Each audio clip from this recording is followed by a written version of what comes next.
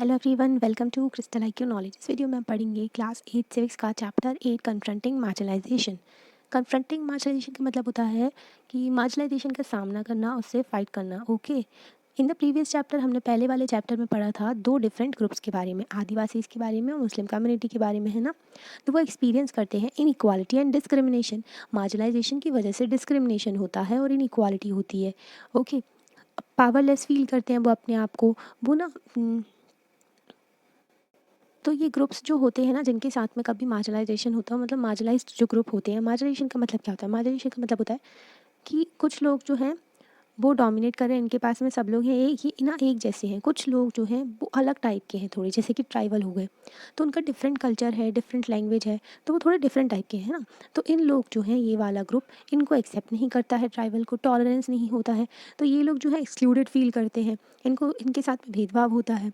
Okay, और फिर इनके पास में पावर भी नहीं होती, रिसोर्सेज भी नहीं होते प्रॉपर, है ना, और इनका डेवलपमेंट भी नहीं होता है। तो ये होता है मार्जिनलाइजेशन, अकेला छोड़ देते हैं ना।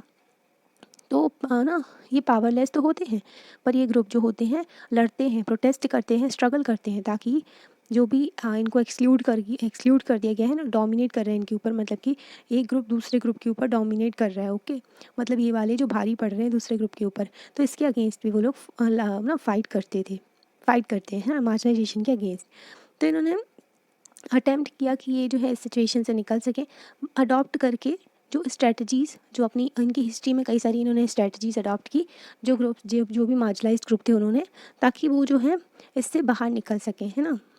रिलीजन के थ्रू जो शांति लाई गई, आर्म्ड स्ट्रगल, थोड़ा फाइट वगैरह भी हुआ, एंड खुद को इम्प्रूव भी किया, सेल्फ इम्प्रूवमेंट एंड एजुकेशन भी किया, अपना इकोनॉमिक अपलिफ्टमेंट हुआ इनका। तो ये जो है तो इससे क्या होता है, मार्जिनाइजेशन कम होता है जब एक पर्सन इकोनॉमिकली, पॉलिटिकली, है ना, और जो सोशली पावरफुल हो जाते हैं, मतलब उनका डेवलपमेंट होता है, वो सभी लोगों के साथ में आगे बढ़ते हैं, तो मार्जिनाइजेशन नहीं होता है। In all cases the choice of struggle has depend on circumstances that marginalised find themselves इन। तो जो चॉइस ऑफ स्ट्रगल, किस तरीके से आपको स्ट्रगल करना है, तो वो डिपेंड किस चीज़ पे करता है, जिस सिचुएशन में आप रह रहे हो, जैसी वहाँ की स्थिति है उस पे, है ना। जैसे कि कोई करते हैं आर्म्ड स्ट्रगल करते हैं, कोई करता है कि रिलीजन के थ्रू शांति लेके आए, कुछ एजुकेशन जो सर्विसेज मतलब प्रोवाइड करके, डेवलपमेंट करके मार्जिनाइजेशन को कम करना, तो इसके थ्रू मार्जिनाइजेशन हटाया जाता है ना। इन दिस चैप्टर हम पढ़ेंगे क्या क्या पढ़ेंगे हम, है ना। इन दिस चैप्टर हम कुछ वेज देखेंगे in which group and individual challenging existing inequalities. तो किस तरीके से जो पहले से इनइक्वालिटीज़ चली आ रही थी, जो मार्जिनाइजेशन की वजह से थी, तो उसको चैलेंज कैसे किया गया, उसको ख़त्म कैसे किया गया। Adivasi, Dalit and Muslim and women and other marginal group. तो ये जो मार्शल ग्रुप हैं और दूसरे मार्शल ग्रुप भी हैं, तो इनको ना argue that simply by being a citizen of a democratic country they possess equal rights that must be respected। तो हर सिटीज़न की तरह ये भी सिटीज़न है कंट्री के, है ना। तो इनको भी जो डेमोक्रेटिक कंट्री के सिटीज़न है, तो इनके भी इक्वल अधिकार है ना, सभी लोगों के पास में इक्वल राइट है, और उसका भी रिस्पेक्ट होना चाहिए, है ना। कई सारे जो होते हैं वो कॉन्स्टिट्यूशन को रेफ़र करते हैं, कॉन्स्टिट्यूशन को बताते हैं कि देखिए हमारे कॉन्स्टिट्यूशन में ऐसा दिया गया है, तो हमारे जो कंसर्न्स को भी एड्रेस करना चाहिए, है ना, हमारी प्रॉब्लम्स को भी सॉल्व करना चाहिए, क्योंकि ये हमारा अधिकार है ना। तो कॉन्स्टिट्यूशन का भी वो लोग रेफ़र करते हैं। In this chapter we will see why constitution of India is something that marginalised group invoke in the course of their struggle. तो जब स्ट्रगल चलता है मार्शलाइज्ड ग्रुप का, ताकि इनइक्वालिटी को ख़त्म कर सकें और डिस्क्रिमिनेशन ना हो उनके साथ में, तो मार्शलाइज्ड ग्रुप जो है कॉन्स्टिट्यूशन को रेफ़र करते हैं, क्योंकि कॉन्स्टिट्यूशन ऑफ इंडिया में उनके राइट्स दिए गए हैं, है ना, सभी लोगों के राइट्स दिए गए हैं, तो इसलिए वो कॉन्स्टिट्यूशन को देखते हैं ना। As a part of this हम देखेंगे, इस चैप्टर में हम देखेंगे किस तरीके से कॉन्स्टिट्यूशन का यूज़ करते हैं, मतलब कि कॉन्स्टिट्यूशन में राइट्स दिए गए हैं, तो कॉन्स्टिट्यूशन को रेफर करते हैं। As a part of this we will look at how rights are translated into laws to protect groups from continued exploitation, and we will also look at the government's effort to formulate policies to promote access to these groups to development. तो हम इसमें देखेंगे इस chapter में कि किस तरीके से राइट्स को जो है, जो हमारे अधिकार होते हैं, जो राइट्स है ना, उनको लॉज में बदल दिया जाता है, मतलब उनको ही लॉज में जैसे कि एजुकेशन जो है उसको राइट टू एजुकेशन बना दिया गया, है ना। ये हमारा अधिकार भी हो गया और एक्ट भी है ये, है ना, लॉ भी है और अधिकार भी है। ओके, अनटचेबिलिटी एक क्राइम है, तो आर्टिकल 17 में अनटचेबिलिटी को एबॉलिश करने की बात की गई, जो कि फंडामेंटल राइट है, और protection of civil liberties act लाया गया था ताकि अनटचेबिलिटी को ख़त्म कर सकें। तो इस तरीके से जो राइट्स होते हैं ना, उनसे ये लॉज निकल के आ जाते हैं, है ना। तो हम ये भी देखेंगे। और जो लॉज होते हैं ना, वो फिर प्रोटेक्ट करते हैं जिनके साथ में भी एक्सप्लॉयटेशन हो रहा है, उनको एक्सप्लॉयटेशन ना हो, उनके साथ में भेदभाव ना हो, उनका उनका जीवन भी अच्छा रह सके, है ना। गवर्नमेंट के भी एफर्ट रहते हैं, गवर्नमेंट भी कई सारी पॉलिसीज़ बनाती हैं ताकि इन ग्रुप्स का डेवलपमेंट हो सके। जैसे कि आदिवासी लोगों के लिए गवर्नमेंट कई सारे स्टेप्स लेती हैं। आदिवासी को शेड्यूल ट्राइब भी कहते हैं। शेड्यूल ट्राइब जो कि गवर्नमेंट की ऑफिशियल जो लिस्ट होती है, जिसमें सारी ट्राइब्स के बारे में मेंशन होता है, जो भी शेड्यूल ट्राइब के अंदर आती हैं। तो आदिवासी के लिए जैसे कि एकलव्य मॉडल रेसिडेंशियल स्कूल होता है ना। और elimination of sickle cell disease के लिए जो उन्मुक्त प्रोजेक्ट लाया गया था, तो हेल्थ से रिलेटेड, एजुकेशन से रिलेटेड गवर्नमेंट कई सारी इनिशिएटिव लेती है, पॉलिसीज़ बनाती है ताकि जो मार्जिनलाइज्ड ग्रुप है ना, उनका डेवलपमेंट हो सके। इन्वोकिंग फंडामेंटल राइट्स, अब हम देखेंगे कि इस तरीके से फंडामेंटल राइट्स के थ्रू मार्जिनलाइज्ड ग्रुप जो है अपना अधिकारों की डिमांड करते हैं, अपने स्ट्रगल में किस तरीके से फंडामेंटल राइट्स का यूज़ भी करते हैं। कॉन्स्टिट्यूशन में दिया गया है, तो फंडामेंटल राइट्स के थ्रू ही जो कई सारे हमने अभी आपको लॉज बताए हैं ना, तो वो भी बनते हैं। Constitution, the constitution as you have learn in the first chapter of this book lays down the principle that make our society and polity democratic. हमने फर्स्ट चैप्टर में पढ़ा था कि किस तरीके से हमारे कॉन्स्टिट्यूशन में प्रिंसिपल दिए गए हैं। कॉन्स्टिट्यूशन में क्या दिया गया, प्रिंसिपल्स दिए गए हैं, जिसके थ्रू हमारी सोसाइटी जो है और पॉलिटी है डेमोक्रेटिक होती है। हमारी सोसाइटी, हमारी पॉलिटिकल स्ट्रक्चर जो है पूरा डेमोक्रेटिक है ना। डेमोक्रेटिक मतलब कि people's rule, they are defined in and through the list of fundamental right and that are important part of the constitution. Fundamental right जो है पार्ट 3 में दिए गए हैं कॉन्स्टिट्यूशन के, आर्टिकल 12 से लेकर के आर्टिकल 35 तक। तो इसमें बताया गया फंडामेंटल राइट जो मौलिक अधिकार है, जो कि मोस्ट इंपॉर्टेंट है। तो फंडामेंटल राइट्स दिए गए हैं हमारे कॉन्स्टिट्यूशन में, जो कि बहुत इंपॉर्टेंट पार्ट है उसका, है ना। These rights are available to all citizen equally, हर भारतीय नागरिक को ये अधिकार दिए गए हैं। और इनका अगर हनन होता है तो आप डायरेक्टली सुप्रीम कोर्ट और हाई कोर्ट में जा सकते हैं। सुप्रीम कोर्ट में आर्टिकल 32 के तहत और हाई कोर्ट में आर्टिकल 226 के तहत, है ना। तो तुरंत आप जो है हाई कोर्ट और सुप्रीम कोर्ट में जा सकते हैं अगर आपके मौलिक अधिकारों का हनन होता है ना। तो ये बताया गया है। फिर दीज राइट्स आर सभी लोगों को इक्वली अवेलेबल है, हमारे भारत के नागरिकों को। As far as marginalised are concern they have drawn on these rights in 2 ways. तो अगर हम देखें मार्शलाइज का, तो उन्होंने जो राइट्स का अगर हम देखें तो 2 वेज में देखें तो first by insisting on their fundamental right they have forced government to recognise the injustice done to them. उन्होंने बताया कि हमारे फंडामेंटल राइट में प्रोहिबिशन ऑफ डिस्क्रिमिनेशन है, आर्टिकल 15 में। आर्टिकल 15 में प्रोहिबिशन ऑफ डिस्क्रिमिनेशन है, ठीक है। तो जो मार्शलाइज्ड ग्रुप है उन्होंने बोला कि देखिए हमारे फंडामेंटल राइट में ये दिया गया है, ओके। और उन्होंने गवर्नमेंट को फोर्स किया कि आप रिकॉग्नाइज करो, मानो कि हमारे साथ अनजस्टिस हो रहा है, इनजस्टिस हो रहा है ना, क्योंकि आर्टिकल 15 में दिया गया है प्रोहिबिशन ऑफ डिस्क्रिमिनेशन नहीं होना चाहिए, मार्शलाइज्ड ग्रुप के साथ में डिस्क्रिमिनेशन हो रहा है। तो फंडामेंटल राइट के थ्रू उन्होंने बताया कि हमारे साथ इनजस्टिस हो रहा है, गवर्नमेंट को ये मानना चाहिए, है ना। सेकेंड में उन्होंने बताया कि जो इंसिस्ट किया था the government enforce these laws, और गवर्नमेंट को ये लॉज जो है लागू करने चाहिए। In some instances the struggles of the marginalised have influenced the government to frame the new laws in keeping with the spirit of the fundamental right. तो जब स्ट्रगल करते हैं मार्जिनलाइज ग्रुप, तो वो जो है गवर्नमेंट को इन्फ्लुएंस करते हैं कि गवर्नमेंट जो है नए कानून बनाए ताकि जो फंडामेंटल राइट के मतलब फंडामेंटल राइट को वो फॉलो करते हो, फंडामेंटल राइट के लाइन पे हो जो कानून, है ना, सभी लोगों को equal treatment they. Article 17 of the constitution states that untouchability has abolished, तो हैज़ बीन अबॉलिश्ड। तो आर्टिकल 17 कहते हैं कि अनटचेबिलिटी जो है अबॉलिश्ड हो गई। व्हाट इज दिस मीन, तो इसका मतलब क्या होता है, no one can henceforth prevent Dalits from educating themself, entering temples, using the facilities etcetera, public facilities. तो अनटचेबिलिटी का मतलब क्या होता है कि छूत करते हैं लोग, मतलब कास्टिज्म के नाम पे, कास्ट के नाम पे, कि कुछ लोग जो हैं बोलते हैं कि ये लोग ये टच नहीं कर सकते, मंदिर में नहीं जा सकते, है ना, वो पब्लिक फैसिलिटी से पानी नहीं ले सकते, ठीक है। तो दलित जो होते हैं तो उनको ना एजुकेशन नहीं लेने देते, उनको टेंपल में नहीं जाने देते, तो उनके साथ में ये भेदभाव होता है। तो आर्टिकल 17 कहता है कि ये सब नहीं होना चाहिए। कोई भी पर्सन हो, वो चाहे कोई इंस्टीट्यूशन हो, चाहे कोई भी हो, है ना, दलित को आपने आपको पढ़ने से पढ़ाने से, है ना, आप जो टेंपल में जाने से, पब्लिक फैसिलिटीज़ यूज़ करने से, और भी चीज़ें होती हैं, तो इन सब से जो है कोई भी रोक नहीं सकता है। It also means it is wrong to practise untouchability. ये बहुत ही गलत बात है कि आप अनटचेबिलिटी को फॉलो कर रहे हो, उसकी प्रैक्टिस को फॉलो कर रहे हो, है ना। That this practice will not be tolerated by democratic government, इस प्रैक्टिस को बिल्कुल भी टॉलरेट नहीं किया जाएगा हमारी डेमोक्रेटिक गवर्नमेंट में, हमारी डेमोक्रेटिक इंडिया में, है ना। अनटचेबिलिटी जो है एक पनिशेबल ऑफेंस है, मतलब एक क्राइम है ना। अगर किसी ने अनटचेबिलिटी की प्रैक्टिस की तो उसको पनिशमेंट मिलेगा, ये क्राइम है। ओके, अनटचेबिलिटी को प्रैक्टिस करना। अगर हमारे नेता वगैरह ऐसा करते हैं ना अनटचेबिलिटी, तो उनको डिस्क्वालीफाई कर दिया जाता है कि वो इलेक्शन नहीं लड़ सकते हैं ना, उनको भी पनिशमेंट मिलती है। आपने दलित देखा भी टर्म, तो दलित का मतलब क्या होता है? दलित का मतलब होता है ब्रोकन, इज़ यूज्ड डेलिबरेटली। तो इनको जानबूझ के यूज़ किया जाता है दलित वर्ड, क्योंकि वो दिखाता है ब्रोकन, ब्रोकन दिखाता है कि ना, जो हाईलाइट करता है कि कितना ज़्यादा सेंचुरीज से उनके साथ में डिस्क्रिमिनेशन होता है। हिस्ट्री में भी बहुत ज़्यादा डिस्क्रिमिनेशन होता आया था हिस्ट्री में, है ना। तो उन्होंने बहुत ज़्यादा कास्ट सिस्टम की वजह से डिस्क्रिमिनेशन देखा है, वो टूट गए हैं, इसलिए ब्रोकन कहते हैं, तो दलित कहते हैं उनको। ओके, क्योंकि उनके साथ में बहुत ज़्यादा डिस्क्रिमिनेशन हुआ है ना। There are other sections in the constitution. पहले तो देखा हमने article 17 abolition of untouchability. Okay, दूसरे सेक्शन भी है हमारे कॉन्स्टिट्यूशन में जो कि इस आर्ग्यूमेंट को और ज़्यादा मतलब स्ट्रेंथन करते हैं, पावर देते हैं, जो अनटचेबिलिटी को नहीं प्रैक्टिस करना है। फॉर एग्जांपल आर्टिकल 15, आर्टिकल 15 क्या बोलता है?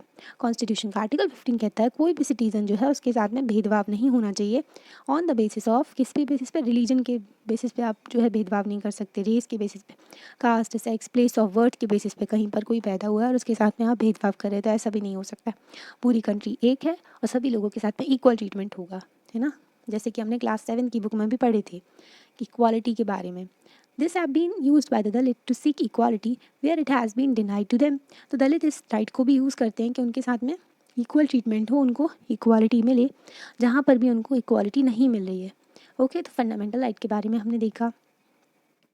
दलित अपने जो है फंडामेंटल राइट को इन्वोक कर सकते हैं, ड्रॉ ऑन कर सकते हैं, मतलब अपने जो फंडामेंटल राइट के बारे में जब भी उनके साथ में अधिकारों का हनन हो रहा है तो वो बोल सकते हैं हमारे फंडामेंटल राइट में ये दिया गया है। ओके, और अपने फंडामेंटल राइट को लेकर के फिर वो इक्वालिटी ला सकते हैं ना। तो ऐसी सिचुएशन में जहाँ पर भी उनको फील होता है कि उनके साथ में गलत ट्रीटमेंट हो रहा है, कुछ इंडिविजुअल और कम्युनिटी उनके साथ में भेदभाव कर रही है, या फिर गवर्नमेंट भी अगर ऐसा काम करती है ना, तो वो लोग कोर्ट में जा सकते हैं। दे have drawn the attention of the government of Indian constitution, government of India to the Constitution, demanding that the government abide by it and do justice to them. तो ये जो है अटेंशन लेके आते हैं गवर्नमेंट की कॉन्स्टिट्यूशन की तरफ, बताते हैं गवर्नमेंट भी, जो गवर्नमेंट है ना वो कॉन्स्टिट्यूशन फॉलो करेगी, है ना। और ये जो है ये कोई चॉइस नहीं है, ये हमारा जो संविधान जो है उसकी वजह से ही ये गवर्नमेंट है ना। ओके, तो ये जो कॉन्स्टिट्यूशन है उसकी वजह से ही गवर्नमेंट है हमारी, और उनको जस्टिस करना ही पड़ेगा, है ना। वो जो है कॉन्स्टिट्यूशन को फॉलो करना ही पड़ेगा, वरना फिर कोर्ट आ जाते हैं पिक्चर में, है ना, कि कोर्ट बताते हैं कि संविधानिक है कि नहीं कोई लॉ। अगर कोई लॉ वॉलेट करता है किसी संविधान के प्रोविज़न को, कोई भी जो संविधान में लिखा गया है, जैसे कि आर्टिकल 17 है अनटचेबिलिटी के बारे में, आर्टिकल 15 है जो कि प्रोहिबिशन ऑफ डिस्क्रिमिनेशन के बारे में, अगर कोई पर्सन इसको वॉलेट करता है, ओके सॉरी, जो गवर्नमेंट इसको वॉलेट करती है, तो फिर कोई भी लॉ लेके आती है जो कि इस प्रोविज़न को वॉलेट करता है, तो क्या होता है कि जो कोर्ट होते हैं ना बोल देते हैं कि ये जो है असंवैधानिक है और गवर्नमेंट को कॉन्स्टिट्यूशन को फॉलो करना चाहिए, उसके अकॉर्डिंगली चलना चाहिए। ओके, इतना समझ गए।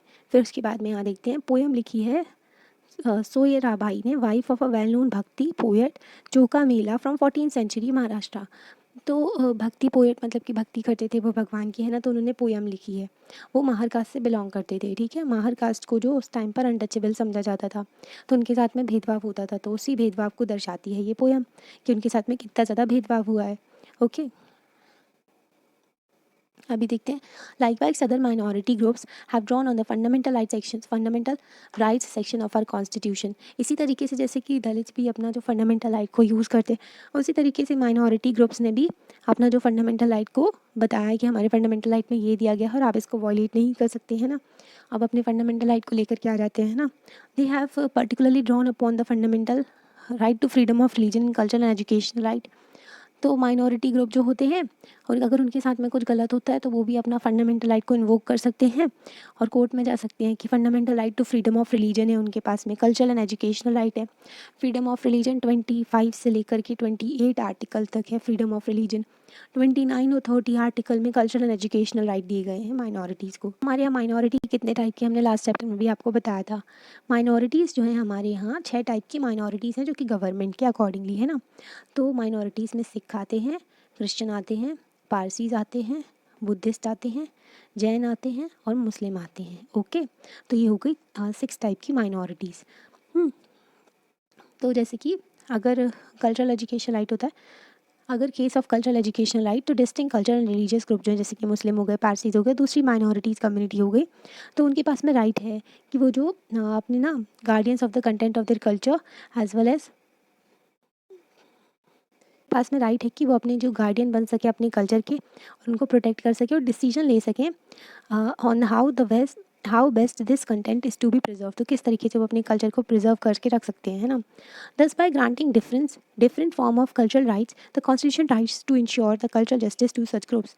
तो ये जो है कल्चरल राइट दिए गए हैं, तो कॉन्स्टिट्यूशन इंश्योर करते हैं कि लोगों को कल्चरल जस्टिस मिल सके इन ग्रुप्स को। The constitution does this so that the culture of these group is not dominated or not wiped out by the culture of the majority community.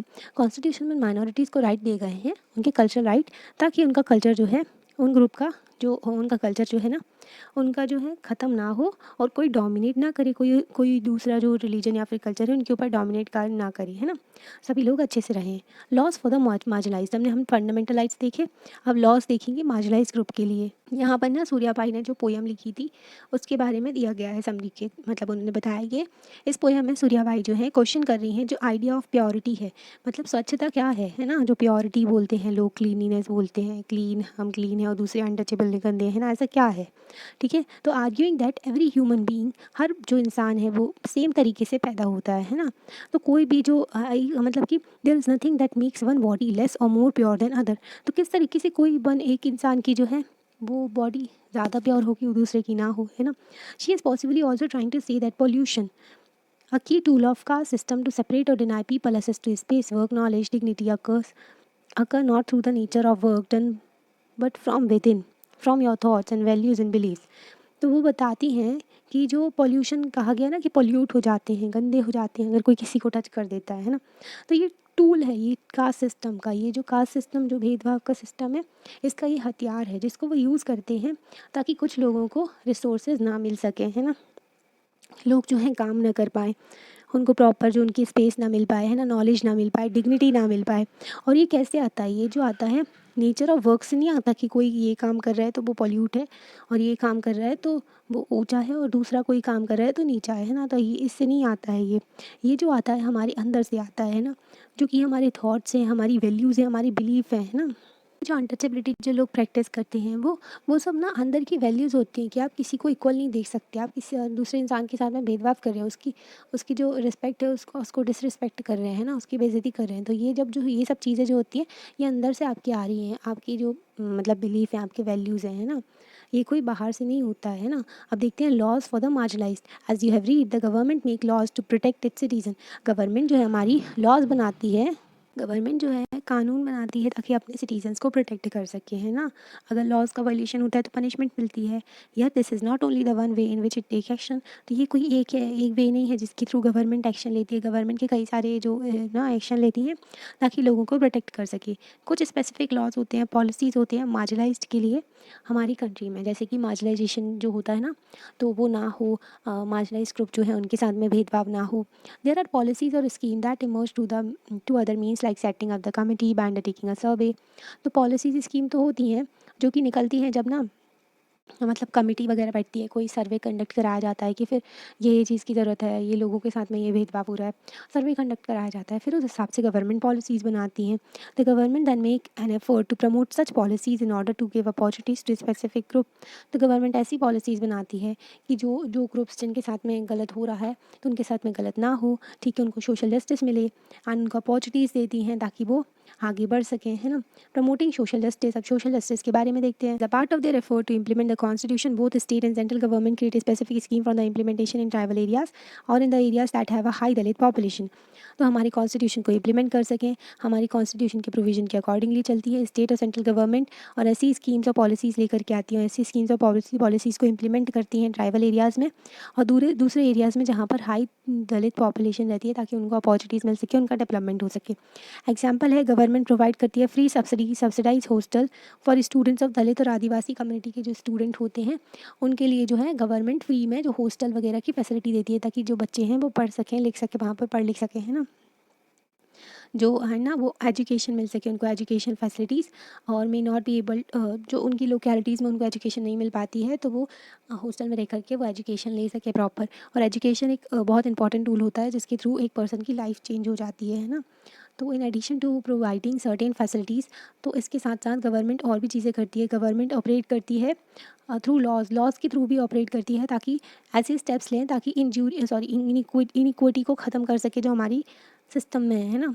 Government ऐसे लॉस पॉलिसीज़ लेकर के आती हैं ताकि इनइक्विटी को ख़त्म कर सके जो हमारी सिस्टम में है ना।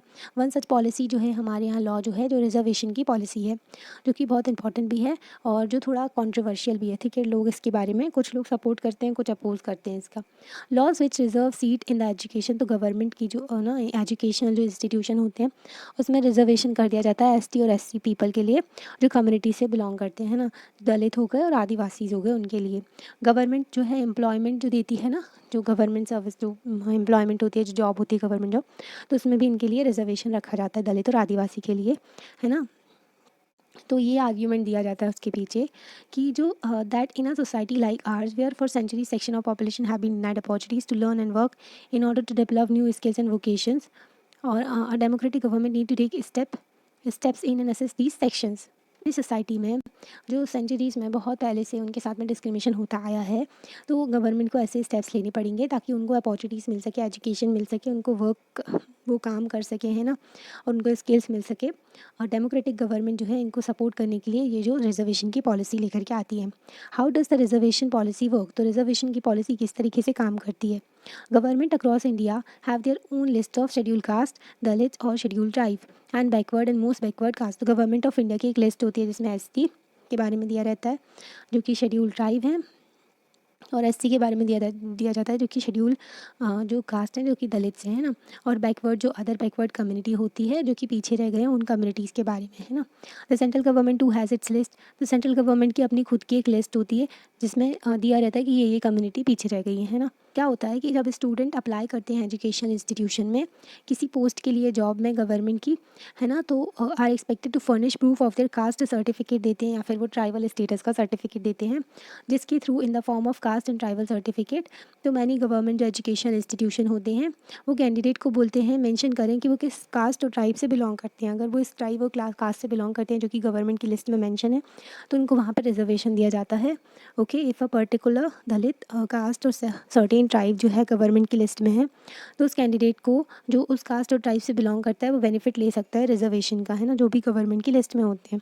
फॉर एडमिशन टू कॉलेज, अगर किसी कॉलेज में एडमिशन चाहिए किसी बच्चे को जो कि शेड्यूल ट्राइब या फिर शेड्यूल कास्ट से आता है, स्पेशली जो कि प्रोफेशनल एजुकेशन है ना, इंस्टीट्यूट ऑफ प्रोफेशनल एजुकेशन, जैसे कि मेडिकल कॉलेजेस हो गए, government defined as a cut off marks जो डिफाइन करती है गवर्नमेंट। कोई एग्ज़ाम होता है ना, जैसे कि कोई जॉब का एग्ज़ाम हो गया, तो कट ऑफ मार्क्स होते हैं कि इसके ऊपर आप लाओगे ना तो आप जो हो आप सेलेक्ट हो जाओगे। ओके, तो जो एससी और एसटी होते हैं ना और अदर बैकवर्ड होते हैं तो उनका कट ऑफ कम होता है, ठीक है, तो ताकि वो ला सके इस कट ऑफ को, जॉब ले सके या फिर एजुकेशन इंस्टीट्यूशन में उनका एडमिशन हो जाए। This means that not all Dalit and tribal candidate can qualify for admission. तो इसका मतलब होता है कि हर कोई जो दलित है या फिर ट्राइबल का जो कैंडिडेट है वो क्वालिफाई नहीं कर सकता एडमिशन की जो एग्ज़ाम वगैरह, but only those who have done reasonably well and secured marks above the cut off point. मतलब कट ऑफ पॉइंट से ज़्यादा जिसने मार्क्स सिक्योर किए होते हैं ना, वो जो होता है वो कैंडिडेट सेलेक्ट होता है। इन योर क्लास जो 9th की बुक में आप देखेंगे पॉलिटिकल साइंस की, हम रिजर्वेशन के बारे में, बैकवर्ड क्लासेस की और भी चीज़ें पढ़ेंगे। ओके, क्या होता है कि यहाँ पर एक चार्ट दिया गया है, जैसे कि स्कीम है, स्कॉलरशिप दी जाती है स्टूडेंट को।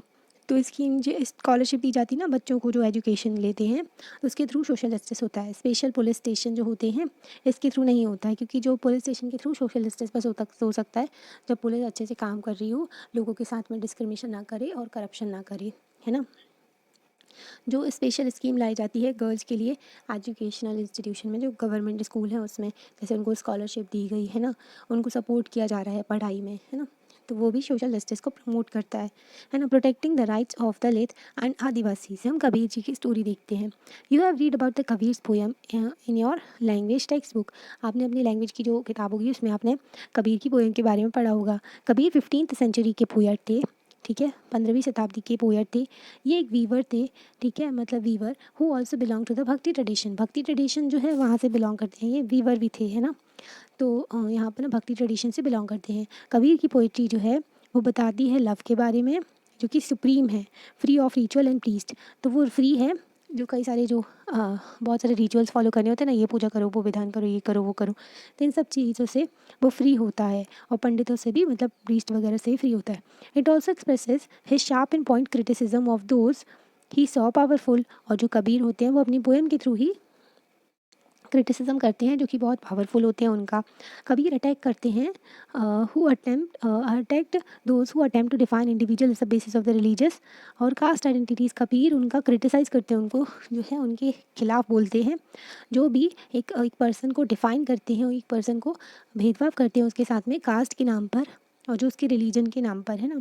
इन his view every person has the ability to reach the highest level of spiritual salvation and deep knowledge within themselves through their own experience. हर पर्सन के पास में अधिकार है कि वो अपने आप को इम्प्रूव कर सकते हैं, हाईएस्ट नॉलेज अटेन कर सकते हैं, है ना। सेल्वेशन जो घर वगैरह, जो स्पिरिचुअल सेल्वेशन मतलब कि अध्यात्म वगैरह को पा सकते हैं डीप नॉलेज के थ्रू, है ना, और वो अपने एक्सपीरियंस के थ्रू, ना कि किसी कास्ट और रिलीजियस आइडेंटिटी के थ्रू, है ना, जो उनके साथ में भेदभाव होता है। जो पोइट्री है ना, वो जो इक्वालिटी का आइडिया देती है कि सभी लोग जो है इक्वल है एंड देयर लेबर, सभी लोग जो है उनका काम भी, हर किसी का काम इंपॉर्टेंट होता है, ऐसा नहीं होता है ना। तो हर किसी का काम इंपॉर्टेंट होता है, किसी के साथ में भेदभाव नहीं करना चाहिए। ही writes about valuing the work of the ordinary Potter. तो बताते हैं कि एक ऑर्डनरी जो ना जो घड़े वगैरह बनाते हैं पॉटर, तो उनका वर्क भी, चाहे वो एक कोई वीवर हो जो कपड़े वगैरह बनाते हैं, चाहे वो वुमेन हो जो पानी लेकर के जा रही है ना पॉट में, a labor that in his poetry becomes the basis of understanding the entire universe। तो उनकी जो ना पोइट्री है थोड़ा, तो उनका ना हम पूरे जो ब्रह्मांड को समझा देती है। उनकी जो पोइट्री है, उनकी डायरेक्ट और जो करेजियस पोइट्री है, जो कि हिम्मत वाली पोइट्री है, तो वो उससे क्या होता है, वो चैलेंज कर देते हैं और इंस्पायर भी करते हैं बहुत सारे लोगों को। आज भी आज भी जो कबीर की पोइट्री गाई जाती है, पोएम वगैरह पढ़ी जाती है ना, जो दोहे वगैरह बोले जाते हैं कबीर के, है ना, और अप्रिशिएट करते हैं, अप्रिशिएटेड बाय दलित्स। तो दलित्स जो हैं उनको अप्रिशिएट भी करते हैं, उनको बहुत उनका ना रिस्पेक्ट भी करते हैं, क्योंकि वो इक्वालिटी की बात करते हैं, है ना।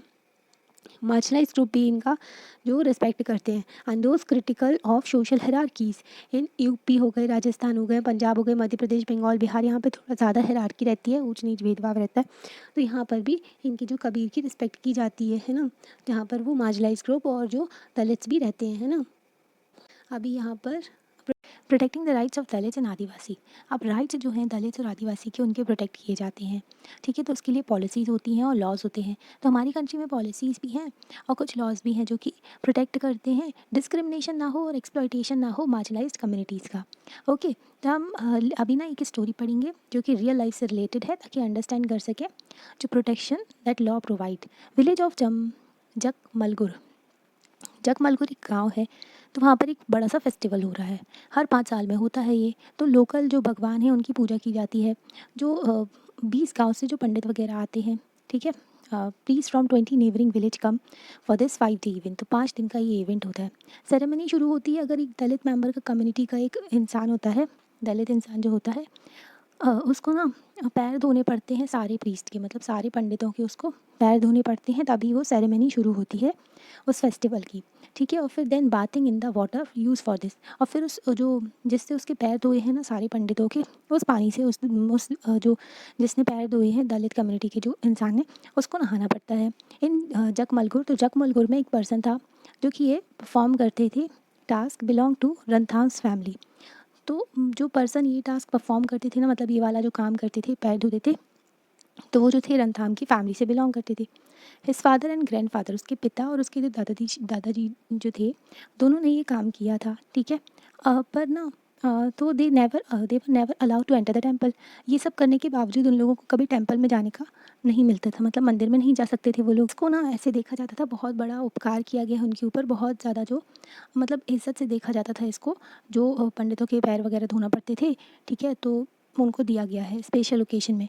Now it was Rathnam's turn. उसके पिता ने किया, उसके दादाजी ने किया, अब रंथाम को ये काम करना पड़ता है ना। तो रंथाम जो है 20 साल का हो गया है, वो स्टडी पढ़ के आया है इंजीनियरिंग कॉलेज में। ओके, उसने मना कर दिया कि मैं ये सब नहीं करूँगा, ठीक है, ये रिचुअल नहीं करूँगा। He said that he had no faith in this practice. उसने बोला मेरा कोई भी बिलीफ नहीं है, कोई भी जो फेथ नहीं है इस प्रैक्टिस में। That is family members were force to perform. जो उसकी फैमिली मेम्बर है उसको मतलब फोर्स किया जाता था उसके जो फैमिली वालों को कि रिचुअल को परफॉर्म करें क्योंकि वो दलित हैं। रंथाम ने मना कर दिया तो लोग जो है गुस्सा हो गए, ठीक है, क्योंकि अपर कास्ट लोअर कास्ट वाला इशू चलता था वहाँ पर गाँव में, है ना। तो पावरफुल कास्ट जो थी वो गुस्सा हो गई। Some families from his own communities, कुछ जो फैमिली थी जो उसकी कम्युनिटी से थी, दलित कम्युनिटी से, वो भी गुस्सा हो गई। तो ऊपर जो पावरफुल कास्ट जो थी ना, जो अपने आप को सो कॉल्ड अपर क्लास जो है, तो वो लोग जो हैं शॉक हो गए कि एक यंग बॉय जो है उसके पास में गट्स है, मतलब जो है वो ना हिम्मत है उसके पास में कि उसने मना कर दिया इस गलत काम को करने से, है ना। क्योंकि ये जो है वो कास्टिज़्म को भी बढ़ावा दे रहा था, ये डिस्क्रिमिनेशन भी हो रहा था, उनको टेंपल में भी जाने नहीं मिलता था, है ना। दे बिलीव दैट रंथाम की एजुकेशन जो है उसको अलाउ नहीं कर रही है to imagine that he could start comparing himself with them. मतलब रंथाम की एजुकेशन उसको अलाउ कर रही है कि वो इमेजिन कर सके अपने आप को कि वो इन लोगों के बराबर है, ठीक है। तो उन लोगों को ऐसा लगने लगा जो पावरफुल कास्ट है कि रंथाम के एजुकेशन की वजह से वो अपने आप को हमारे बराबर समझ रहा है, ठीक है। दोस्त from Rathnam's own caste were fearful of angering the powerful. तो रंथाम की कास्ट से बिलोंग करते थे जो लोग, मतलब दलित जो थे, तो वो लोग भी गुस्सा हो गए, सॉरी वो लोग भी डर गए कि जो गुस्सा आ रहा है पावरफुल जो कास्ट है उनको। मैंने वर्कड ऑन देयर फील्ड। तो बहुत सारे लोग जो हैं वो लोग इनके गांव जो उनकी ज़मीनें हैं ना, क्या होता है कि जो बड़े बड़े फार्मर्स होते हैं उनको वर्कर्स की ज़रूरत होती है, तो वो लोग जो है हायर करते हैं वर्कर्स को डेली वेजेस पे काम करने के लिए, है ना। तो ये लोग जो है काम करते हैं उनकी फील्ड पे, डेली वेज लेबरर्स है। एक तो डोमिनेंट कास्ट, जो डोमिनेंट कास्ट है, पावरफुल कास्ट है, अगर उन्होंने डिसाइड कर लिया कि हमें नहीं बुलाएंगे काम पे, तो हम कैसे कमाएंगे, है ना। तो उनको ये डर लग रहा था, जो रंथाम की कास्ट से बिलोंग करते थे जो लोग, उनको ये लग रहा था कि वो लोग सर्वाइव कैसे करेंगे। They also declare that the breath of the local deity will strike them if they refuse to give in. मतलब कि जो श्राप देंगे, जो लोकलिटी जो है वो उनसे नाराज़ हो जाएंगे, जो रंथाम है और जो कम्युनिटी है दलित कम्युनिटी उनसे, और वो लोग जो हैं अगर ये लोग अपनी ज़िद नहीं छोड़ेंगे तो वो लोग गुस्सा हो जाएंगे, ठीक है। लोकलिटी भी जो भगवान है उनके। Rathnam argue that even not a single Dalit के had ever enter the temple. तो रंथाम ने बोला एक एक इंसान भी जो दलित है वो कभी टेम्पल में जाने उसको मिलता नहीं है। तो जो भगवान है हमारे, हमसे गुस्सा कैसे हो सकते हैं, मतलब जो डीटी है बी एंग्री विद देम। तो मतलब क्यों एंग्री होंगी, क्यों गुस्सा होंगी, हम तो मंदिर जाने को देते ही नहीं हो तुम लोग मंदिर में जाने में, है ना, सही बात है। पावरफुल जो कास्ट थी उन्होंने डिसाइड किया कि रंथाम को एक लेसन देना पड़ेगा, है ना, मतलब उसको समझाना पड़ेगा, ठीक है, कि उसको सारे रूल्स फॉलो करने पड़ेंगे। His community was order to ostracise him and his family and everyone was told that no one should speak or do any work for them or with them. तो इसका मतलब क्या था कि ऑस्ट्रेसाइज करना, तो पावरफुल जो कास्ट थी उन्होंने बोले सोचा कि रंथाम को एक लेसन देंगे। उन्होंने कम्युनिटी को ऑर्डर किया, मतलब ऑर्डर देते थे वो लोग कि तुम लोगों को ये फॉलो करना पड़ेगा। तो उन्होंने बोला कि बॉयकॉट कर दो इसकी फैमिली को और इसको, कोई भी इससे बात नहीं करेगा, कोई भी इनके साथ में काम नहीं करेगा, कोई भी इनके लिए काम नहीं करेगा। वन नाइट सम मेंटल, कुछ लोग जो एक रात को कुछ लोग इसके घर गए, ठीक है, विलेज में, और इनकी जो झोपड़ी थी उसको आग लगा दी। He manage to escape and his mother with his mother. मतलब कि उसने कोशिश, मतलब वो बच गया, निकल पाया, जो जिस तरीके से वो बच पाया, मतलब उसके घर में आग लग गई थी, है ना। रंथाम देन वेंट अ फाइल। रंथाम जो है पुलिस स्टेशन गया, ठीक है, और उसने एफआईआर फाइल कर दी। और कौन सा वाला एक्ट लगा, schedule caste and schedule tribe prevention of atrocities act 1989। तो ये पावरफुल एक्ट जो है जो कि प्रोटेक्ट करता है schedule caste and schedule tribe को, जो भी उनके साथ में कोई भी अत्याचार ना हो इससे, है ना। Other Dalit families still did not come out in his support as they were scared that a similar fate might await them if they spoke out. तो बाकी जो दलित फैमिली थी वो डर गई थी, वो लोग उसके सपोर्ट में नहीं आई रंथाम के, क्योंकि उनको लग रहा था कि उनके साथ भी ऐसा ही कुछ होगा, है ना, उनका घर जला दिया जाएगा या फिर उनको जो है सपोर्ट नहीं मिलेगा, उनको सोशली बॉयकॉट कर दिया जाएगा। The case was picked up by the local media. जो केस जो था लोकल मीडिया ने अपने जो न्यूज़ चैनल पर दिखाया, ठीक है, जर्नलिस्ट भी आ गए, विलेज में विजिट किए। Rathnam was written about as a symbol of Dalit action. मतलब कि रंथाम को एक सिंबल देखा गया कि इसने अपने अधिकारों के लिए बोला, है ना, तो दलित का एक्शन देखा गया, है ना, तो इसमें रंथाम को, ठीक है। The ritual was called off. जो रिचुअल था उसको ख़त्म कर दिया गया कि ऐसे पैर वैर धोने पड़ते थे, जो कास्टिज्म का सिंबल जो था वो, ठीक है, क्योंकि जो मतलब दलित के साथ में जो नाइंसाफ़ी हो रही थी वो। But his family was force to move out as they continue to be ostracise by the powerful caste in the village. अब देखो, लॉ ने इनको प्रोटेक्ट तो किया, है ना, पर जो विलेज वाले जो थे उनका माइंडसेट चेंज नहीं हुआ। उन लोग, उनको ना पावरफुल कास्ट ने बोल दिया था कि मतलब कि इनको सोशल बॉयकॉट करो, तो बाकी सब लोग, यूनिटी नहीं थी ना, तो सभी लोग जो है सोशल बॉयकॉट किए, फिर उनको जो रंथाम की फैमिली को विलेज से जाना पड़ा, है ना। The schedule caste and schedule tribe prevention of atrocities act 1989। तो ये जो एक्ट है इसके तहत जो है Rathnam sought the support of law, Rathnam ने सपोर्ट लिया किसका, कानून का। उसने अपनी कंप्लेंट फाइल की जो एक्ट के थ्रू है ना, against the domination and violence of the powerful caste in the village. तो डोमिनेशन जो वॉयलेंस जो कर रहे थे ना, डोमिनेंट क्लास थी विलेज में, उनके खिलाफ, क्योंकि उन्होंने उसका घर भी जला दिया था, है ना। The act was framed in 1989 में एक्ट लाया गया था ये, क्योंकि डिमांड की गई थी दलित के द्वारा, एंड जो दूसरे थे उन्होंने that government must take seriously the ill treatment and humiliation of Dalits and tribal groups for a long term.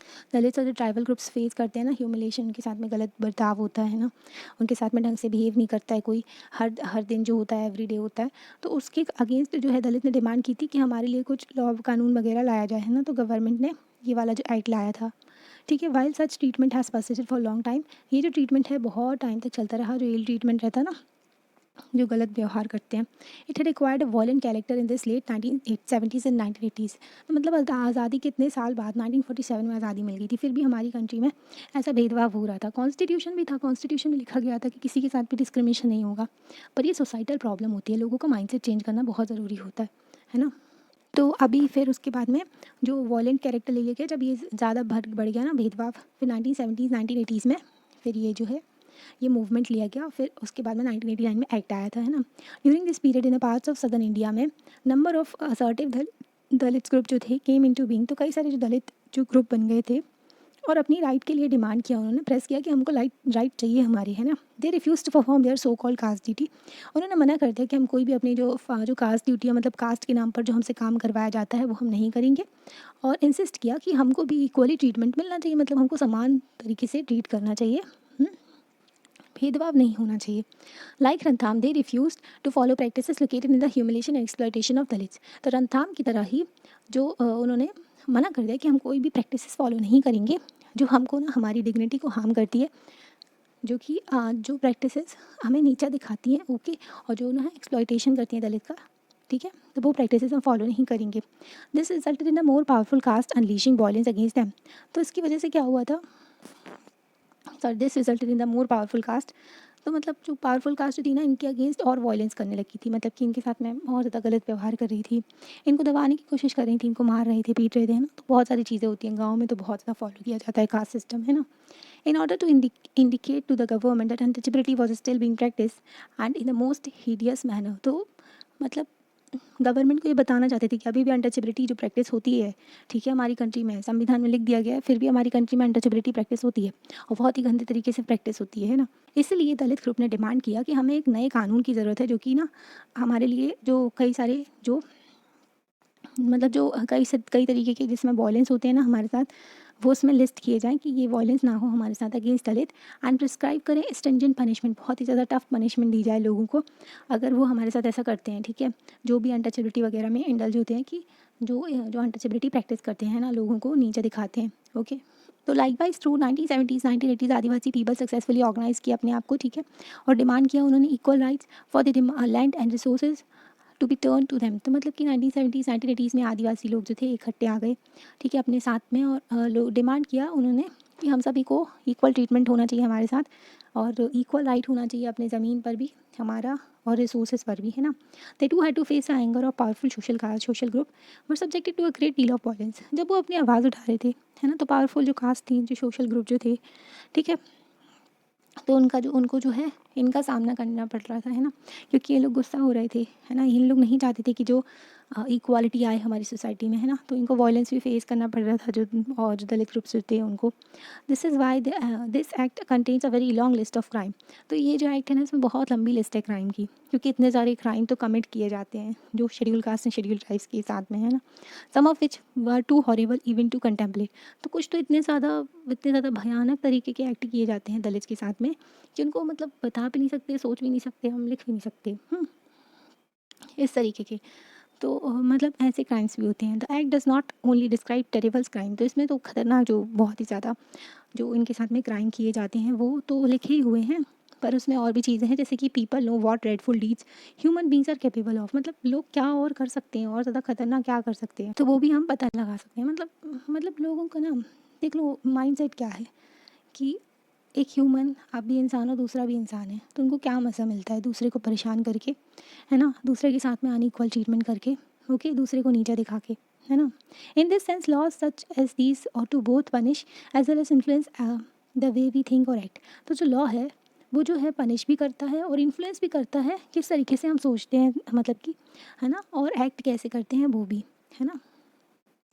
जो एक्ट है वो अलग अलग करता है कई सारे क्राइम्स को, जैसे कि फर्स्टली लिस्ट लिस्ट करता है मोड्स ऑफ ह्यूमिलेशन, मतलब कि किस तरीके से जो इंसान की बेइज्जती की जाती है उसको ह्यूमिलेट किया जाता है, तो वो भी बताया गया है। फिजिकली भी horrific and morally reprehensible and seeks to punish those, तो उन लोगों को पनिश करता है ये जो एक्ट है इसमें, मतलब कि जो ना ये एक्ट जो है इसमें बताया गया है मोड्स ऑफ ह्यूमिलेशन, किस तरीके से जो इंसान की बेइज्जती की जाती है उनको ह्यूमिलेट किया जाता है, ठीक है, कौन कौन से मोड्स हो सकते हैं।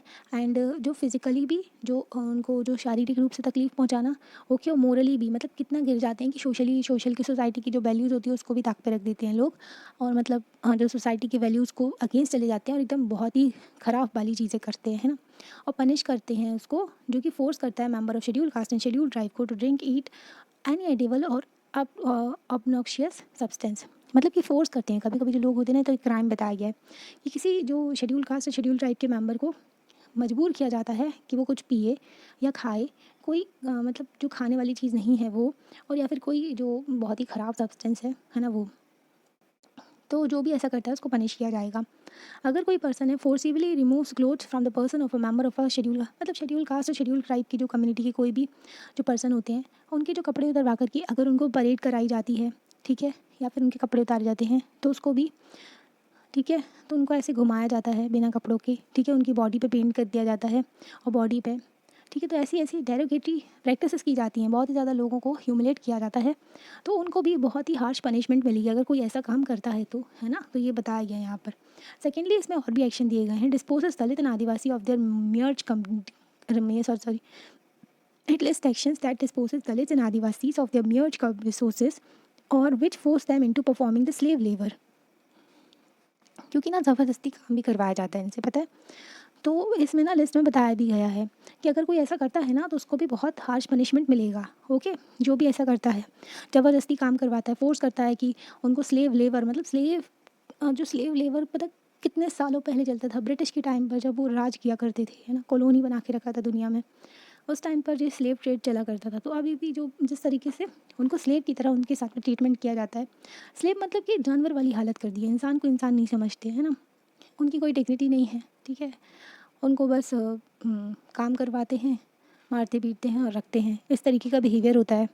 तो एक्ट जो है पनिश करता है ऐसे पर्सन को अगर कोई गलत तरीके से खेती बाड़ी करता है, ठीक है, और ज़मीन हड़पता है, ठीक है, जो भी अगर कोई ज़मीन दी जाती है शेड्यूल कास्ट और शेड्यूल ट्राइब के मेंबर को, ठीक है, तो उसकी ज़मीन को ये लोग हड़प लेते हैं गलती से, गलत तरीके से, है ना, और उनकी ज़मीन जो है उस पर अपना काम वगैरह करने लगते हैं, तो उस इंसान को पनिशमेंट दिया जाएगा, ठीक है,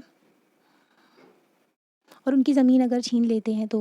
eight another level the act recognise the crime against Dalit and tribal women are of a specific kind, तो एक्ट रिकॉग्नाइज करते हैं कि जो क्राइम भी किया जाता है ना दलित और ट्राइबल वुमेन के साथ में, तो वो स्पेसिफिक काइंड, मतलब बताया गया है कि ऐसे ऐसे क्राइम करते हैं ये लोग, ठीक है, क्योंकि ये क्राइम्स हुए हैं तो उस एक्ट में लिखे गए हैं, क्योंकि ये हो चुका है तो दोबारा ना हो कभी भी, है ना, तो उसमें पेनलाइज किया गया, मतलब पनिशमेंट दी जाएगी, ठीक है, पेनाल्टी भी इम्पोज की जाएगी। असॉल्ट किया जाता है और फोर्स करते हैं विमेन जो है उसको, शेड्यूल कास्ट और शेड्यूल ट्राइब की बिलोंग करती है, कि उसको बेइज्जत करने के लिए अगर ऐसी हरकतें की जाती है तो उसको, मतलब उस इंसान को ना बहुत ही कड़ी सज़ा मिलेगी अगर वो ऐसा कुछ करता है तो, है ना। अभी यहाँ पर देखेंगे, पहले कबीर की पोएम देखते हैं।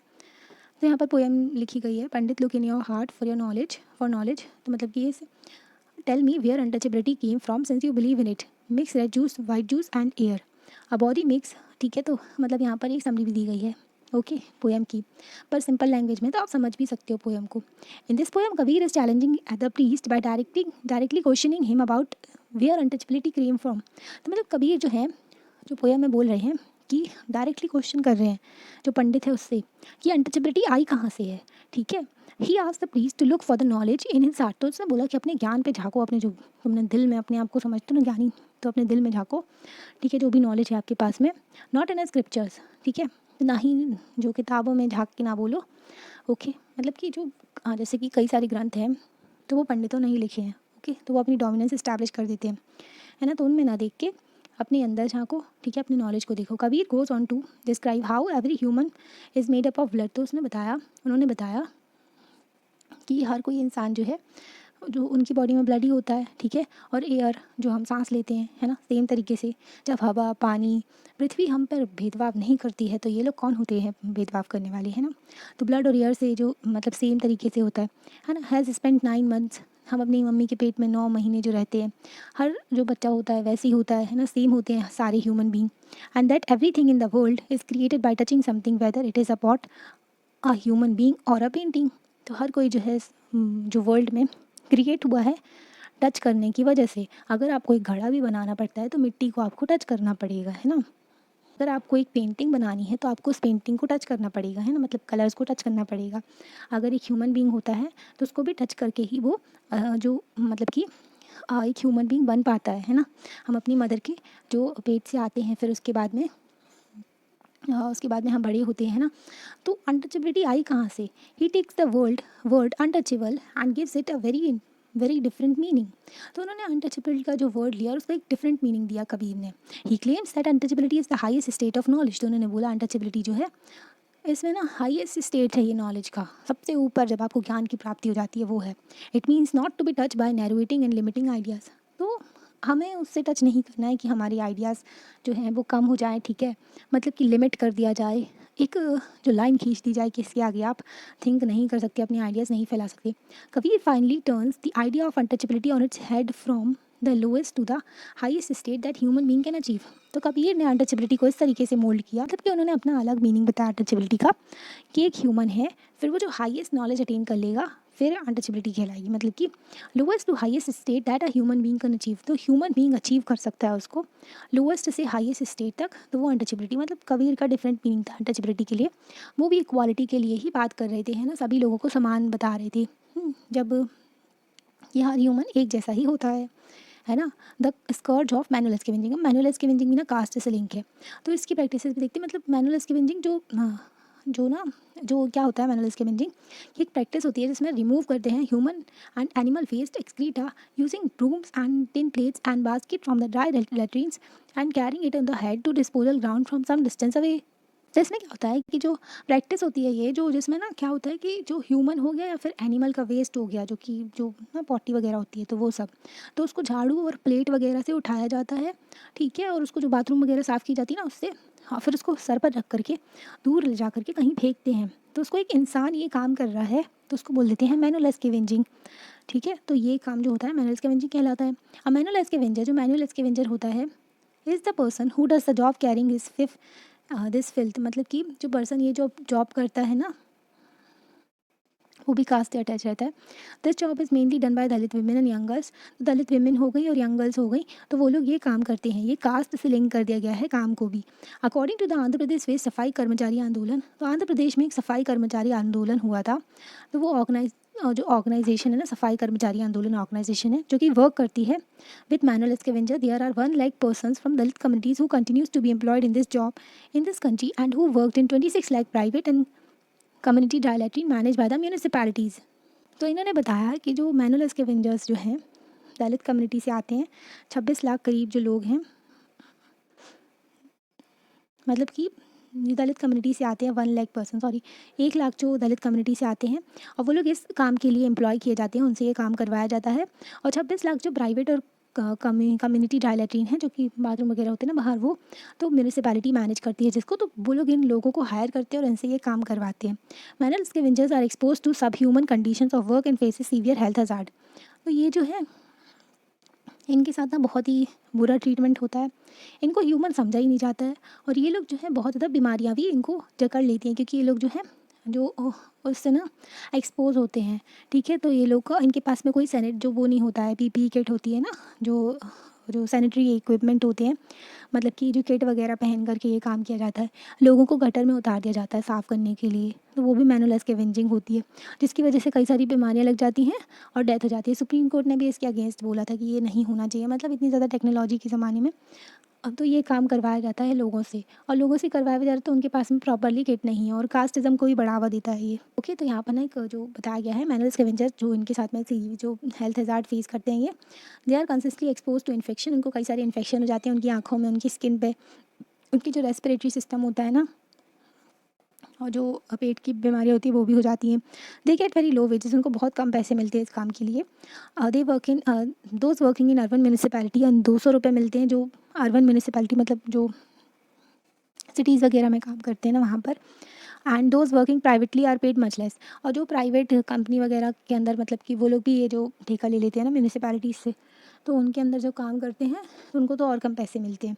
यहाँ पर देखो ये बताया गया है, पिक्चर दी गई है, मैनर्स के वेंचर जो काम कर रहे हैं, ठीक है। मेंबर्स ऑफ सफाई कर्मचारी आंदोलन, जो सफाई कर्मचारी आंदोलन के मेंबर हैं, वो जो देखो ये बाथरूम सी बनी हुई है इसको तोड़ रहे हैं, ठीक है, क्योंकि इसकी वजह से भी लोगों को जो है काम करना पड़ता है ये। फिर as you have read earlier in this book, the practice of untouchability has been abolish by the Indian constitution. तो हमारे संविधान ने आर्टिकल 17 के तहत जो अनटचेबिलिटी को अबॉलिश किया है, हमने ये पढ़ा। However manner scavengers in different parts of the country, तो मैनर स्कैवेंजर के बारे में बताया गया है जो अलग अलग पार्ट में है कंट्री के। भंगीस जो है गुजरात में, पाखीज इन आंध्र प्रदेश, एंड द सिकलर्स इन तमिलनाडु। तो ये बताया गया उनको अनटचेबल की तरीके से ट्रीटमेंट किया जाता है, अलग अलग नाम से बुलाया जाता है, ठीक है। और जो इनको ना जो अनटचेबल ट्रीटमेंट मिलता है, मतलब इनको टच करेंगे ना तो हम गंदे हो जाएंगे, इस तरीके का भावना लोगों के मन में रहती है। They often live in separate settlements on the outskirt, तो आउटस्कर्ट्स ऑफ द विलेज, तो मतलब ये बहुत दूर विलेज में या फिर सिटी के बाहर जो विलेज के बाहर तरफ रहते हैं, ठीक है। अलग से सेपरेट सेटलमेंट होता है इनका, और इनको जो है इनको टेंपल वगैरह में नहीं जाने मिलता है। जहाँ से सभी लोग पानी भरते हैं गाँव के, वहाँ पर ये पानी नहीं भर सकते हैं, ठीक है, वो लोग छू नहीं सकते इसको। इन 1993 the government pass the employment of manual scavenger and construction of dry latrine prohibition act. तो 1993 में ये एक्ट लाया गया ताकि ये सब ना हो, मैनुअल स्कैवेंजिंग ना हो, ठीक है। लोगों के साथ में बहुत बुरा बर्ताव होता है, इसके बाद में उनको कई सारी बीमारियाँ हो जाती हैं, है ना। तो इससे इनके आर्टिकल 21 का भी वॉलेशन होता है, article 21 right to life with dignity, है ना। This law prohibits the employment of manual scavenger as well as the construction of dry latrines. तो ये जो है प्रोहिबिट करता है कि जो एम्प्लॉयमेंट ना हो मैनुअल स्कैवेंजर, मतलब इंसानों से ये काम ना कराया जाए, ठीक है, और जो कंस्ट्रक्शन भी ना हो ड्राई लैट्रिन्स का, ओके। 2003 में सफाई कर्मचारी आंदोलन एंड जो 13 अदर ऑर्गेनाइजेशन, तो सफाई कर्मचारी भी आंदोलन भी एक ऑर्गेनाइजेशन, उनके साथ में 13 ऑर्गेनाइजेशन एंड इंडिविजुअल्स भी थे, इंक्लूडिंग 7 स्कैवेंजर्स थे। उन्होंने PIL फाइल की सुप्रीम कोर्ट में। पब्लिक इंटरेस्ट लिटिगेशन जो होती है, जो लोगों के भले के लिए, अगर लोगों के साथ में कुछ गलत हो रहा है तो आप डायरेक्टली सुप्रीम कोर्ट में PIL फाइल कर सकते हो, फिर सुप्रीम कोर्ट उसके अगेंस्ट जो एक्शन लेते हैं कि अगर ये गलत हो रहा है लोगों के साथ भी। तो पिटिशनर बताया कि जो पिटिशन क्या थी कि जो अभी भी मैनुअल स्कैवेंजिंग होती है हमारी कंट्री में, and it continued in government undertakings like railways, तो अभी भी ये होती है, और गवर्नमेंट की जो अंडरटेकिंग मतलब कि गवर्नमेंट के अंदर जो आती है रेलवे, उसमें भी ये काम होता है। The petitioner sought enforcement of the fundamental right, petitioner ने बोला कि हमारे फंडामेंटल राइट को इन्फोर्स करना चाहिए, हमारे फंडामेंटल राइट को जो इम्प्लीमेंट करना चाहिए, ठीक है, उसको लेकर के आओ। The court observe that the number of manual scavenger in India that had increase since 1993 law. तो जो मैनुअल स्कैवेंजर है ना वो कम नहीं हुए हैं, इंक्रीज हुए हैं लॉ लाने के बावजूद, है ना। It directed every department and ministry of union government and the state government to verify the facts within the 6 month। तो उन्होंने बोला सुप्रीम कोर्ट ने, और सारी जो डिपार्टमेंट है मिनिस्ट्रीज़ एंड जो गवर्नमेंट की, तो उनको जो है स्टेट गवर्नमेंट भी हो गया और यूनियन गवर्नमेंट भी हो गया, सभी को जो है वेरीफाई करना है सारे फैक्ट को 6 महीने के अंदर। अगर मैनुअल स्कैवेंजिंग होती है अभी भी तो गवर्नमेंट डिपार्टमेंट को एक्टिव तरीके से स्टेप लेना पड़ेगा, ठीक है। टाइम बाउंड प्रोग्राम शुरू करेगा ताकि लोगों को इससे छुड़वा सकें, बाहर निकाल सकें और उनका रिहेबिलिटेशन कर सकें, मतलब उन लोगों को ये काम ना करना पड़े, उनको आज़ाद कर सके इस जो काम से, ठीक है। Prohibition of employment as manual scavengers and the rehabilitation act, तो ये नया एक्ट लाया गया 2013 में, ठीक है। तो ये नया एक्ट लाया गया फिर सुप्रीम कोर्ट के डिसीजन के बाद में, ताकि रिहेबिलिटेशन भी किया जाए जो पर्सन इस काम में इंडल्ज हैं, क्योंकि फिर सोसाइटी उनको एक्सेप्ट नहीं करती है। जो लोग जो हैं उनके दिमाग में भरा रहता है ना कि ये लोग ये काम करते थे, तो अनटचेबिलिटी फिर भी चली आती है। आदिवासी डिमांड्स एंड द एक्ट 1989, अभी हमने देखा दलित्स के बारे में, शेड्यूल कास्ट के बारे में, आदिवासी का भी देखते हैं अब हम। 1989 का जो एक्ट है, एक और रीज़न था कि 1989 का एक्ट लाया गया। आदिवासी जो एक्टिविस्ट जो थे, आदिवासी जो कि ट्राइबल पीपल है ना वो, तो आदिवासी के जो एक्टिविस्ट जो थे, जो आदिवासी के अधिकारों की बात करते थे, उन्होंने डिफेंड किया refer to it to defend their rights to occupy land that were traditionally there। क्योंकि जो आदिवासी होते हैं ना, उनका ज़मीन छीन ली जाती थी। हमने लास्ट चैप्टर में पढ़ा भी था कि माइनिंग एक्टिविटी वगैरह करवा दी जाती थी, तो उनकी ज़मीन उनसे ना छीनी जाए, और जो है उनका ट्रेडिशनली जो उनके जो पूर्वजों की ज़मीन है उनसे ना छीनी जाए। ओके, तो हमने पहले के चैप्टर में भी पढ़ा था कि आदिवासी को जो है ज़बरदस्ती वो अपनी ज़मीन से नहीं जाना चाहते, फिर भी उनको फोर्सिवली उनको वहाँ से निकाल दिया जाता है ना। Activist have asked that those who have forcibly encroached upon tribal lands should be punished under this law. तो मतलब अगर कोई भी पर्सन ज़बरदस्ती आदिवासी को उनकी ज़मीन से हटाता है तो उसको पनिशमेंट मिले इस लॉ के तहत, तो ये प्रोविज़न लाया गया। ओके, तो जो आदिवासी एक्टिविस्ट जो थी ना, उन्होंने डिमांड किया कि ऐसा होना चाहिए। They have also pointed to the fact that this act merely confirms what has already been promised to tribal people in the constitution, that land belonging to tribal people could not be sold or bought by the non-tribal people। तो उन्होंने बोला, point out किया इस चीज़ को, constitution को साथ में ला करके, कि कॉन्स्टिट्यूशन ने प्रॉमिस किया था कि जो ट्राइबल पीपल जो हैं उनके साथ में उनको अधिकार दिए गए थे, है ना। तो उनका जो ज़मीन है वो किसी नॉन ट्राइबल पीपल को नहीं बेचा जाएगा और ख़रीदा जाएगा, है ना। तो मतलब कि ट्राइबल पीपल का ही है वो और उन्हीं का रहेगा। In case where this happen, तो अगर ऐसा कुछ होता है तो कॉन्स्टिट्यूशन गारंटी करते हैं right of tribal people to repossess their land. तो अगर ऐसा कुछ होता है कि नॉन ट्राइबल पीपल जो उनका ज़मीन ले लेता है, तो दोबारा ट्राइबल पीपल अपनी ज़मीन वापस ले सकते हैं। मेनली पता है क्या है इसका बैकग्राउंड भी आपने देखा था कि किस तरीके से ट्राइबल्स को उनकी ज़मीन से निकाल दिया था। ब्रिटिश के टाइम पर भी होता था, और जब हमारी कंट्री आज़ाद हो गई फिर भी ऐसा होने लगा, क्योंकि जो ट्राइबल पीपल जहाँ रहते थे जंगलों में, है ना, तो नेशनल पार्क वगैरह बना दिया गया वहाँ पर। ओके, तो उनको वहाँ से निकाल दिया गया माइनिंग के लिए, तो इसलिए इनकी ज़मीन के अधिकार के बारे में यहाँ बात की गई। सीके जानो एक एक्टिविस्ट हैं, आदिवासी एक्टिविस्ट, उन्होंने पॉइंट आउट किया that one of the violator of constitution right guarantee to tribal people are government in the various states of India. कि जो वॉलेट करते हैं ना, जो ट्राइबल लाइफ राइट्स को, मतलब ट्राइबल जो अधिकार दिए गए हैं लोगों को, उनका हनन कौन करता है? जो गवर्नमेंट है ना, वही कर रही है, जो अलग अलग स्टेट्स में इंडिया में। For it is this they allow non tribal encroachers in the form of timber merchant, paper mill etcetera to exploit their tribal land and forcibly evict tribal people from the traditional forest in the process of declaring forest as a reserve for centuries। तो क्या होता है कि जो government ही ये काम कर रही है, जो अधिकारों का हनन कर रही है ट्राइबल के, क्योंकि ये जो नॉन ट्राइबल जो लोग हैं उनको अलाउड करती हैं, जो टिम्बर मर्चेंट हो गए, लकड़ियों का व्यापार जो करते हैं ना उनको, या फिर पेपर मिल में काम करते हैं, क्योंकि लकड़ियों से पेपर भी बनाए जाते हैं ना, जो पेड़ होते हैं उनसे। तो ट्राइबल जो लैंड है उनको ज़बरदस्ती, उनको ट्राइबल्स को जो उनकी ज़मीन से निकाल दिया जाता है, जो कि उनका ट्रेडिशनल फॉरेस्ट है, हमेशा से उस पर रहे हैं। उस फॉरेस्ट को वो लोग सेंचुरीज़ वगैरह डिक्लेयर कर देते हैं। She has also noted that in the case where tribals have already been evicted can not go with their land, they must be compensated. उन्होंने बोला जिन ट्राइबल्स को आपने ज़बरदस्ती बाहर निकाल दिया गया है और वो अपनी ज़मीन पर दोबारा नहीं जा सकते, तो उनको कंपनसेट तो करो। मतलब उनकी ज़िंदगी तो लटक गई ना, मतलब ऐसे कि उनको ना घर रहा, उनका ना फैमिली जो कम्युनिटी के साथ में रहते थे वो भी नहीं रहा, और उनको ना घर मिल रहा, ना काम मिल रहा, ना जो उनको कंपनसेशन भी नहीं मिला कुछ भी, है ना। That is the government must draw upon the plans and policies for them live and work elsewhere. तो गवर्नमेंट को उनके लिए प्लान और पॉलिसीज़ बनानी चाहिए ताकि लोग कहीं और रह सके और काम भी कर सके। After all government spend large sum of money on building industrial or other project on land taken from tribal, so why should they be reluctant to spend even more modest amount, very modest amounts on rehabilitating the displaced. तो government तो बड़े बड़े project establish करती है ना tribal ज़मीन पे, जो वहाँ पर बड़ी बड़ी बिल्डिंग बनाती है, इंफ्रास्ट्रक्चर प्रोजेक्ट करती है, तो थोड़ा सा पैसा जो है ट्राइबल लोगों के लिए दे दें ताकि उनका जो है रिहेबिलिटेशन हो सके, उनकी ज़िंदगी दोबारा संवर सके। तो इसकी बात की गई यहाँ पर कि लोगों का दोबारा जो रिहेबिलिटेशन हो सके।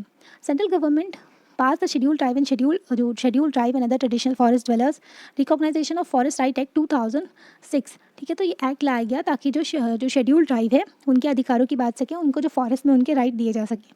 The introduction of the final act states that, तो फाइनल एक्ट आया गया तो उसका जो वो कहता है, जो एक्ट कहता है कि मीन टू जो भी उनके साथ में हिस्टोरिकल इनजस्टिस हुआ है ट्राइबल पीपल के साथ में, जो भी फॉरेस्ट ड्वेलिंग पॉपुलेशन है जो फॉरेस्ट में रहा करती थी उनके साथ में जो भी इनजस्टिस हुआ है, तो not recognizing their rights to land and resources. तो इसलिए हुआ है क्योंकि मतलब उनकी जो रिकॉग्नाइज ही नहीं किया गया कि उनकी ज़मीन पे उनके अधिकार और रिसोर्सेज पे है ना। तो ये बात को जो एक्ट जो है पॉइंट आउट भी करता है। The act recognizes right to home state cultivate and grazing land and to non timber forest produce. तो मतलब उनको अधिकार दिए गए हैं कि वो वहाँ पर रह सकते हैं, कल्टिवेट कर सकते हैं, और जो नॉन टिम्बर फॉरेस्ट प्रोड्यूस मतलब कई सारी चीज़ें होती हैं जो कि फॉरेस्ट से ला करके वो बेचते हैं, ठीक है, तो वो ले सकते हैं। The act also point out that the right of forest dwellers include conservation of forest and biodiversity. तो जो एक्ट ये भी बात करते हैं कि जो फॉरेस्ट ड्वेलर हैं, जो फॉरेस्ट में रहते हैं, उनको कंजर्वेशन भी, फॉरेस्ट को प्रोटेक्ट करना है, कंजर्व करना है, अच्छे से लेकर के चलना है, और बायोडाइवर्सिटी को भी साथ भी लेकर के चलना है। ओके, अभी कंक्लूजन देखते हैं। As we can see the existence of a rights और लॉ और even a policy on paper does not mean that it exist in reality. हमने देखा कि कई सारे राइट्स दिए गए हैं कानून के थ्रू, है ना, कई सारी पॉलिसीज़ हैं पेपर में गवर्नमेंट की, पर वो रियलिटी में एग्जिस्ट नहीं करती हैं, है ना। रियलिटी अगर देखें तो कुछ और ही रहती है ज़मीन पर, है ना। People have had to consistently work on और make efforts to translate these into principle that guide the action of their fellow citizens और इवन देयर लीडर्स। तो लोगों को कंसिस्टेंटली काम करना पड़ता है, ठीक है, ताकि जो है जो और एफर्ट्स भी करने पड़ते हैं ताकि ये जो प्रिंसिपल्स है ना,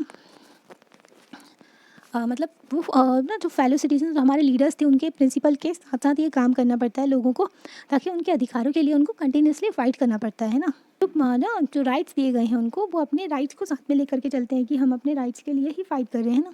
the desire for equality, dignity and respect is not new. तो सभी लोगों को इक्वालिटी चाहिए, डिग्निटी चाहिए, रिस्पेक्ट होनी चाहिए, ये कोई न्यू नहीं है, ये सभी लोग चाहते हैं कि उनके साथ हो, है ना। It has existed in different forms throughout our history as you have seen in this chapter. तो हमने देखा कि किस तरीके से डिफरेंट फॉर्म में जो हमारी हिस्ट्री में कितनी सारी चीज़ें होती थी, है ना, जिसकी वजह से इक्वालिटी, डिग्निटी और रिस्पेक्ट भी अफेक्ट होती थी, लोगों को ये नहीं मिलता था, चाहे शेड्यूल कास्ट हो या फिर शेड्यूल ट्राइब हो, उनको हिस्टोरिकली उनके साथ में डिस्क्रिमिनेशन हुआ है। Similarly even in democratic society, अगर हम अब देखें हमारी डेमोक्रेटिक सोसाइटी है, ठीक है, similar process of struggle, writing, negotiation, organizing need to continue. तो सिमिलर प्रोसेस चलता रहता है डेमोक्रेटिक सोसाइटी में कि लोग अपने अधिकारों के लिए बात करते रहते हैं, है ना, अपने अधिकारों के लिए एफर्ट्स डालते हैं, स्ट्रगल करते हैं ताकि चीज़ें ठीक से हो सकें, है ना। बात करते हैं, लिखते हैं, स्ट्रगल करते हैं, नेगोशिएट करते हैं और ऑर्गेनाइज करते हैं, जो कि कंटिन्यूसली चलता ही रहता है ना। तो ये बात की गई। इस चैप्टर में हमने कई सारी चीज़ें पढ़ी। अब मिलते हैं नेक्स्ट चैप्टर में। आपको कैसा लगता है आप लाइक करके बता सकते हो, चैनल को सब्सक्राइब भी कर सकते हैं और अपनी फ्रेंड्स के साथ में शेयर भी कर सकते हैं। Thank you.